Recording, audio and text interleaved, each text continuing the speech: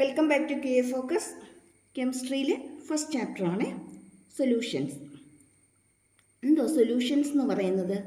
Solution എന്ന് പറയുന്നത് homogeneous mixture of 2 or more pure substances. പ്യുവറായിട്ടുള്ള 2 or 3 അല്ലെങ്കിൽ 2 or അതിൽ കൂടുതലോ സബ്സ്റ്റൻസിൻ്റെ മിക്സ്ചറിനെയാണ് എന്ത് പറയുന്നത്?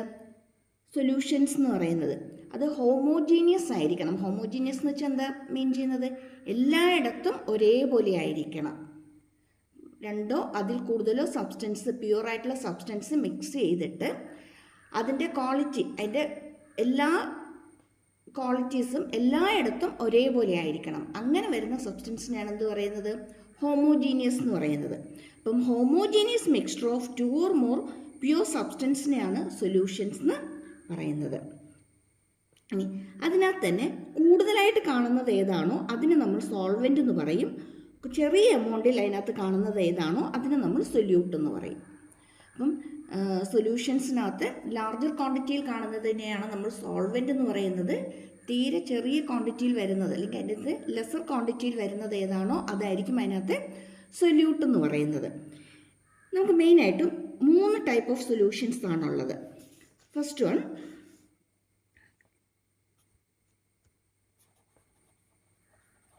Gaseous solution. ഗേഷ്യസ് സൊല്യൂഷൻ എന്ന് പറയുമ്പോഴത്തേക്കും ഇതിനകത്ത് സോൾവെൻ്റ് ഗ്യാസ് ആയിരിക്കും. സോൾവെൻ്റ് ഗേഷ്യസ് സ്റ്റേറ്റിലുള്ളതായിരിക്കും.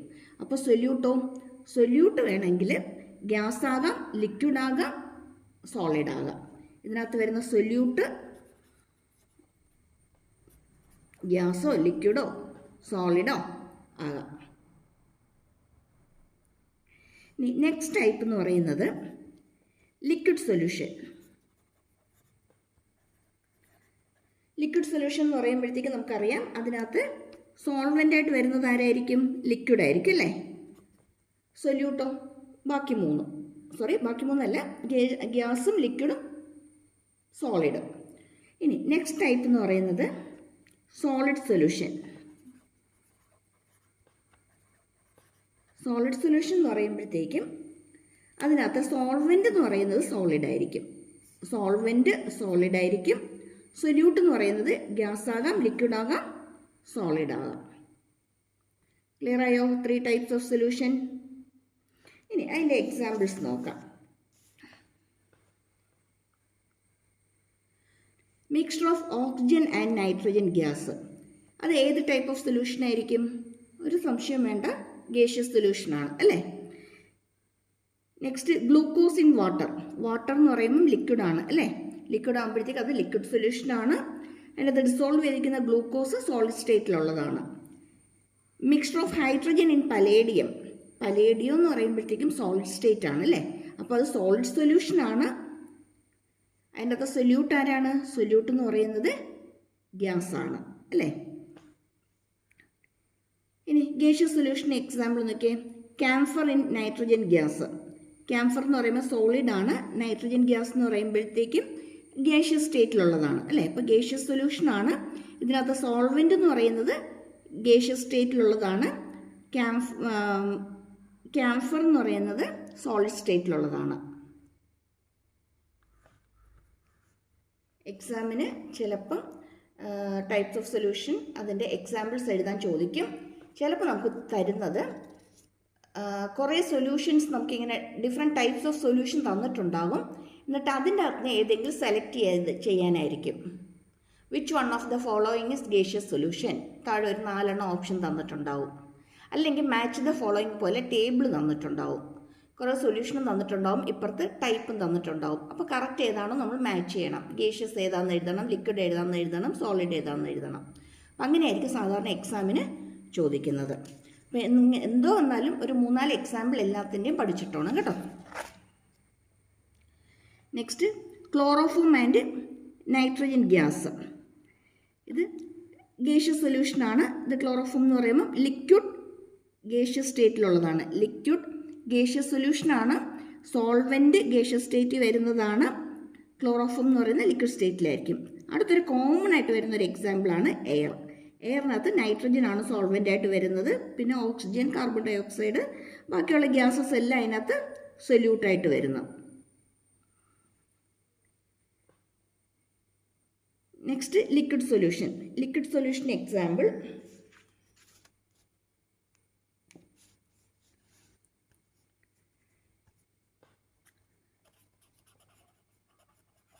ethanol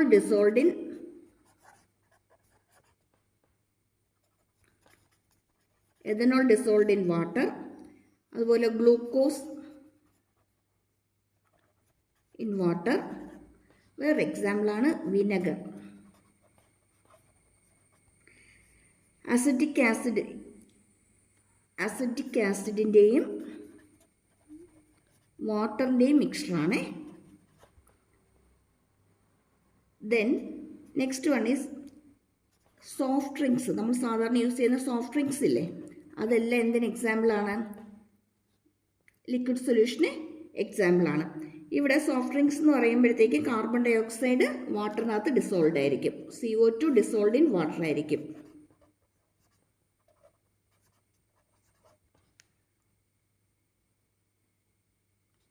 എക്സാമ്പിൾസ് പഠിച്ചിട്ടാണ് കേട്ടോ. അടുത്ത സോളിഡ് സൊല്യൂഷനിലേക്ക് പോകുമ്പോൾ solid solution example hydrogen gas in palladium, അതൊരു എക്സാമ്പിളാണ്. Then next example is amalgam of mercury with sodium. ഇതെല്ലാം സോളിഡ് സൊല്യൂഷൻ എക്സാമ്പിൾസ് ആണ്.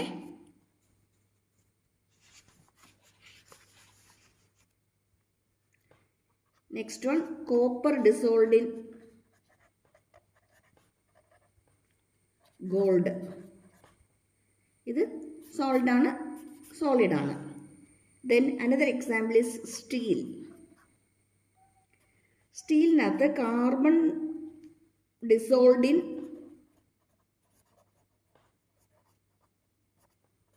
അയൺ ആണ്. അയൺ എന്ന് പറയുന്നത് സോളിഡ് ആണ്. ഇത് സോളിഡ് സൊല്യൂഷന് എക്സാമ്പിളാണ്. അപ്പോൾ ഇങ്ങനെയുള്ള കുറച്ച് എക്സാമ്പിൾസ് ഇതിൻ്റെ പഠിച്ചിട്ടാണ് കേട്ടോ. ഈ തന്നിരിക്കുന്നതെല്ലാം ലിക്വിഡ് സൊല്യൂഷൻ എക്സാമ്പിൾസ് ആണ്. അതിനകത്ത് മെയിൻ സോൾവെൻ്റ് ആയിട്ട് വരുന്നതെല്ലാം ലിക്വിഡ്സ് ആണ്. ഇനി ഇവിടെ വരുമ്പോൾ ഇതെല്ലാം സോളിഡ് സൊല്യൂഷനാണ്.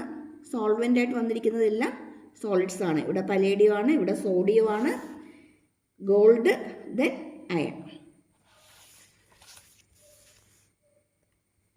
ഈ കേസിൽ എയറിനകത്ത് നൈട്രജൻ ആണ് സോൾവെൻറ്റ്. നൈട്രജൻ സോൾവെൻറ്റ് എന്ന് പറയുമ്പോഴത്തേക്ക് അത് ഗേഷ്യസ് ആണ്. ദെൻ ഇവിടെ വരുമ്പോഴത്തേക്കും ക്ലോറോഫോം, അത് സൊല്യൂട്ടാണ്. സൊല്യൂട്ട് ലിക്വിഡ് സ്റ്റേറ്റിലാണ്, പക്ഷെ ഡിസോൾവ് ചെയ്തിരിക്കുന്ന നൈട്രജൻ ഗ്യാസിലാണ്. അപ്പോൾ അതെന്തിന് എക്സാമ്പിളാണ്? ഗേഷ്യസ് സൊല്യൂഷന് എക്സാമ്പിളാണ്. അതുപോലെ തന്നെ ഒരു എക്സാമ്പിളാണ് camphor in nitrogen gas. Camphor എന്ന് പറയുമ്പോഴത്തേക്കും gaseous state, camphor solid state ആണ്, നൈട്രജൻ ഗ്യാസ് ഗേഷ്യസ് സ്റ്റേറ്റ് വരുന്നതാണ്. അപ്പോൾ സോളിഡ് ഡിസോൾവ്ഡ് ഇൻ ഗ്യാസ് ആണ്. സോളിഡ് ഡിസോൾവ്ഡ് ഇൻ ഗ്യാസ് ആണ്. ഓക്കെ, അപ്പോൾ ഈ എക്സാമ്പിൾസ് എല്ലാം നന്നായിട്ട് പഠിച്ചിട്ടാണ് കേട്ടോ. മാച്ച് ദ ഫോളോയിങ് ടൈപ്പാണ് വരുന്നതെങ്കിൽ നമുക്ക് 2 മാർക്ക് എക്സ്പെക്റ്റ് ചെയ്യാം. അല്ലാതെ സെലക്ട് ചെയ്യാനാണ് ചോദിക്കുന്നതെങ്കിൽ ഒരു 1 മാർക്ക് ക്വസ്റ്റൻ ആയിരിക്കും സാധാരണ പബ്ലിക് എക്സാമിന്. ഇനി ഓൺ എക്സാമിനൊക്കെ ചിലപ്പോൾ നമുക്ക് ടൈപ്സ് ഓഫ് സൊല്യൂഷൻസ് ഏതൊക്കെയാണെന്ന് എഴുതാനും അതിന് എക്സാമ്പിൾസ് എഴുതാനും ഒക്കെ ആയിട്ട് ചോദിക്കാം. സാധാരണ പബ്ലിക് എക്സാമിന് നമ്മൾ കണ്ടുവരുന്നത് മാച്ച് ദ ഫോളോയിങ് ടൈപ്പോ അല്ലെങ്കിൽ ഓപ്ഷൻസ് തന്നിട്ട് അതിൻ്റെ അകത്ത് സെലക്ട് ചെയ്യാനായിട്ടായിരിക്കും സാധാരണ കണ്ടുവരുന്നത്. Next is expressing concentration of solutions. ഇതിൻ്റെ ഒരു ഡീറ്റെയിൽഡ് വീഡിയോ ഓൾറെഡി നമ്മൾ അപ്ലോഡ് ചെയ്തിട്ടുണ്ട്. അതിൻ്റെ ലിങ്ക് ഞാൻ കമൻറ്റ് ബോക്സിൽ തന്നേക്കാം, നോക്കാൻ മറക്കരുത് കേട്ടോ. എല്ലാ കോൺസെൻട്രേഷൻ ടേംസും അത് ഫൈൻഡ് ഔട്ട് ചെയ്യുന്നത് എങ്ങനെയാണ്, ഇതിൻ്റെ മാത്തമാറ്റിക്കൽ എക്സ്പ്രഷൻസും എല്ലാം ഡീറ്റെയിൽഡ് ആയിട്ട് തന്നെ പറഞ്ഞു പോയിട്ടുണ്ട്. ഓക്കെ, നമുക്കതിനെ ബേസ് ചെയ്ത് വരുന്ന ഒരു പ്രോബ്ലത്തിലേക്ക് എൻ്റർ ചെയ്യാം. Calculate the molarity of, first നമുക്കൊരു ക്വസ്റ്റ്യൻ ഉണ്ട്. 0.9 mole of HCl in 500 ml of solution. നമുക്കിവിടെ നമ്പർ ഓഫ് മോൾസ് തന്നിട്ടുണ്ട്, പിന്നെ എന്ത് തന്നിട്ടുണ്ട്? വോളിയം തന്നിട്ടുണ്ട് 500 ml എന്ന് പറഞ്ഞ് അതിൻ്റെ വോളിയവും തന്നിട്ടുണ്ട്. എന്നിട്ട് മൊളാരിറ്റി ഫൈൻഡ് ഔട്ട് ചെയ്യാനാണ് നമുക്കിവിടെ ക്വസ്റ്റ്യൻ ചോദിച്ചിരിക്കുന്നത്. അപ്പോൾ മൊളാരിറ്റി ഫൈൻഡ് ഔട്ട് ചെയ്യുന്നത് എങ്ങനെയാണെന്ന് നോക്കാം. മൊളാരിറ്റി ഫൈൻഡ് ഔട്ട് ചെയ്യാനായിട്ട് മൊളാരിറ്റി എന്ന് പറയുന്നത് number of moles of the solute by volume of the solvent ആണ്. Number of moles of the solute by volume of the solvent. ഇനി വോളിയം ഓഫ് ദ സോൾവെൻറ്റ് മില്ലി ലിറ്ററിലാണ് തന്നിരിക്കുന്നതെങ്കിൽ അല്ലെങ്കിൽ സെൻറ്റിമീറ്റർ ക്യൂബിലൊക്കെയാണ് തന്നിരിക്കുന്നതെങ്കിൽ നമ്മളിവിടെ ഒരു ഇൻറ്റു 1000 കൂടി ചെയ്തേക്കണം. യൂണിറ്റ് കൺവേർട്ട് ചെയ്യാനായിട്ട് ചെയ്യുന്നതാണ്. ലിറ്ററിലാണ് തന്നിരിക്കുന്നതെങ്കിൽ N/V മാത്രം മതി. ഇവിടെയാണ് നമ്മൾ എന്തും കൂടി വേണം, ഇൻറ്റു 1000 കൂടി ഇട്ട് കൊടുക്കണം. ഇനി നമുക്കിപ്പം പറഞ്ഞിരിക്കുന്ന ക്വസ്റ്റിനകത്ത് N തന്നിട്ടുണ്ട് 0.9 മോളാണ്. വോളിയം തന്നിട്ടുണ്ട് 500 ml അല്ലേ? ഓക്കെ, 500 ml ആണ്.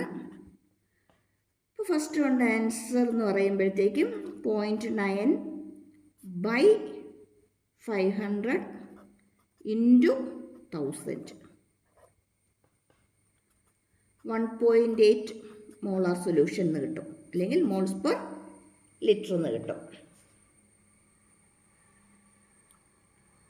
ക്ലിയർ ആണോ?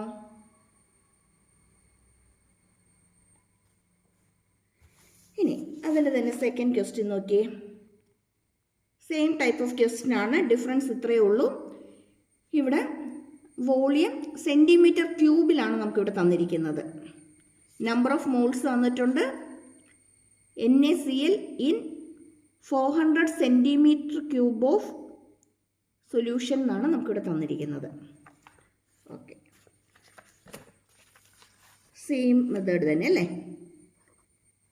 M = N/V. V തന്നിരിക്കുന്നത് സെൻറ്റിമീറ്റർ ക്യൂബിലാണ്, അതുകൊണ്ട് ഇവിടെ ഒരു ഇൻറ്റു 1000 കൂടി വരും. That is N is given as 0.5 by it is 400 into 1000. Okay, simple അല്ലേ ചെയ്യാനായിട്ട്? വലിയ കാൽക്കുലേഷൻ ഒന്നും വരുന്നതല്ല, പെട്ടെന്ന് നമുക്ക് ചെയ്ത് തീർക്കാവുന്നതേ ഉള്ളൂ. 0 ഒക്കെ ക്യാൻസലാവും അല്ലേ? ബാക്കി നമ്മൾ സിംപ്ലിഫൈ ചെയ്ത് വരും നമുക്ക് കിട്ടുന്നത് 1.25.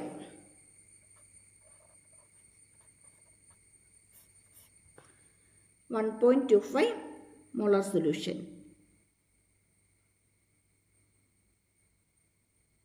ഓക്കെ, ഇനി നെക്സ്റ്റിലേക്ക് വരുമ്പോൾ നോക്കിയേ. Next question same type of question തന്നെ. ml ആണ് തന്നിരിക്കുന്നത്. 0.2 mole of HNO3 in 200 ml of solution. Okay,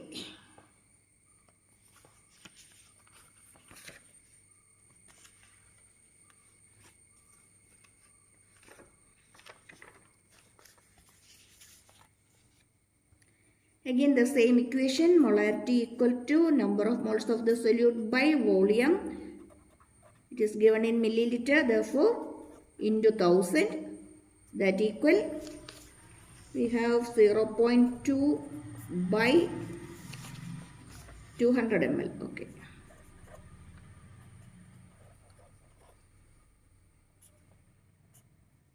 that equal to 1 molar solution. കണ്ടോ, എളുപ്പമല്ലേ ചെയ്യാൻ? 1 more ക്വസ്റ്റ്യൻ ആണ്. CBSE എക്സാമിനും MCQവിനകത്ത് 1 more ക്വസ്റ്റ്യനകത്ത് വരാറുള്ളതാണ് സാധാരണ. പെട്ടെന്ന് ചെയ്യാവുന്ന പ്രോബ്ലമാണ്. ഇനി ഇപ്പോൾ നമ്മൾ ചെയ്ത ഈ ക്വസ്റ്റ്യൻസിനകത്തൊക്കെ നമുക്ക് നമ്പർ ഓഫ് മോൾസ് നേരിട്ട് തന്നിട്ടുണ്ടായിരുന്നു. ഇനി നമ്പർ ഓഫ് മോൾസ് നേരിട്ട് തന്നിട്ടില്ല എന്ന് വിചാരിക്കും. അങ്ങനെയാണെങ്കിൽ ഇങ്ങനെ ഒരു ക്വസ്റ്റ്യൻ കിട്ടിയാൽ നമ്മൾ എങ്ങനെ ചെയ്യും? ക്വസ്റ്റ്യൻ നോക്കിയേ. Calculate molarity of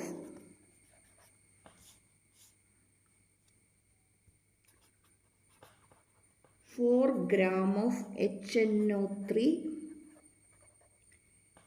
in 80 ml of solution. Okay, test ഒന്ന് വായിച്ചു നോക്കി. Calculate the molarity of 4 gram of HNO3 in 80 ml of solution. ഈ ക്വസ്റ്റിനകത്ത് നമുക്ക് എന്ത് തന്നിട്ടില്ല? നമ്പർ ഓഫ് മോൾസ് തന്നിട്ടില്ല, n തന്നിട്ടില്ല. പകരം എന്താ തന്നിരിക്കുന്നത്? അതിൻ്റെ വെയിറ്റ് തന്നിട്ടുണ്ടല്ലേ. ഇങ്ങനൊരു ക്വസ്റ്റ്യൻ കിട്ടിയാൽ n ഫൈൻഡ് ഔട്ട് ചെയ്യാനായിട്ട് n is equal to W by M. W by M. Molecular mass. The given mass. തന്നിരിക്കുന്ന മാസ്സാണ്. അങ്ങനെയെങ്കിൽ ഇവിടെ n ഈക്വൽ ടു, അല്ലെങ്കിൽ വേണ്ട, നമുക്ക് m തന്നെ നേരിട്ടങ്ങ് എഴുതിയേക്കാം. m ഈക്വൽ ടു എന്നിന് വരെ എന്തിട്ട് കൊടുക്കാം? W by M into V. ഇനി മില്ലി ലിറ്ററിലാണെങ്കിൽ ഇവിടെ എന്ത് വരും?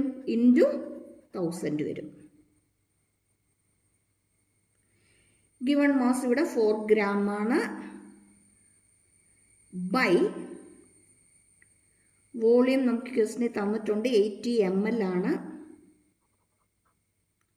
80 ml അല്ലേ. ഇനി m നമുക്ക് കിട്ടണം. m എന്ന് പറയുന്നത് മോളിക്കുലർ മാസ്സാണ്. m എന്ന് പറയുമ്പം HNO3 ആണ് അല്ലേ.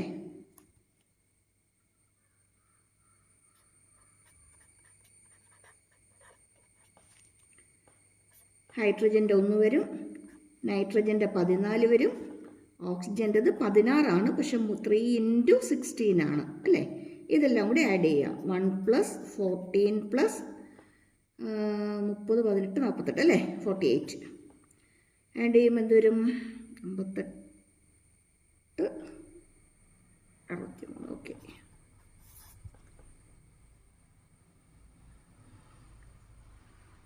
അങ്ങനെയാണെങ്കിൽ നമുക്ക് m equal to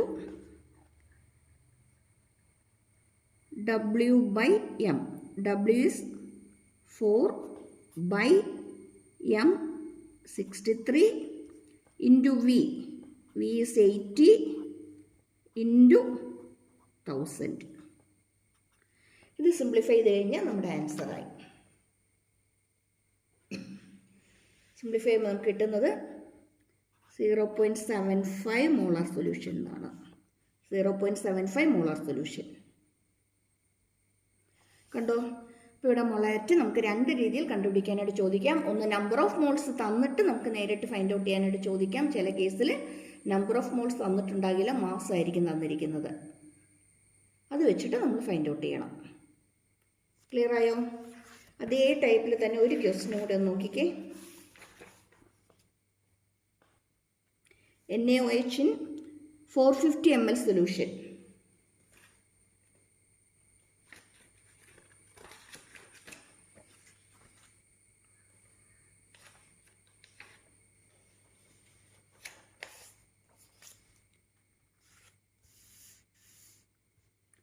W 5 gram ആണ്. ദെൻ വോളിയം തന്നിട്ടുണ്ട് 450 ml ആണ്. മോളിക്കുലർ മാസ് നമുക്ക് കിട്ടണം. m ഈക്വൽ ടു NaOH ആണ് അല്ലേ. NaOH ആണ്. NaOH എന്ന് പറയുമ്പോഴത്തേക്കും സോഡിയത്തിൻ്റെ 23 പ്ലസ് ഓക്സിജൻ്റെ 16 പ്ലസ് ഹൈഡ്രജൻ്റെ 1 40. ഓക്കെ, ഇനി നമുക്ക് മൊളാരിറ്റി പെട്ടെന്ന് ഫൈൻഡ് ഔട്ട് ചെയ്യാം. 5 by അല്ലേ. ഇക്വേഷൻ ഏതായിരുന്നു? W by MV into 1000.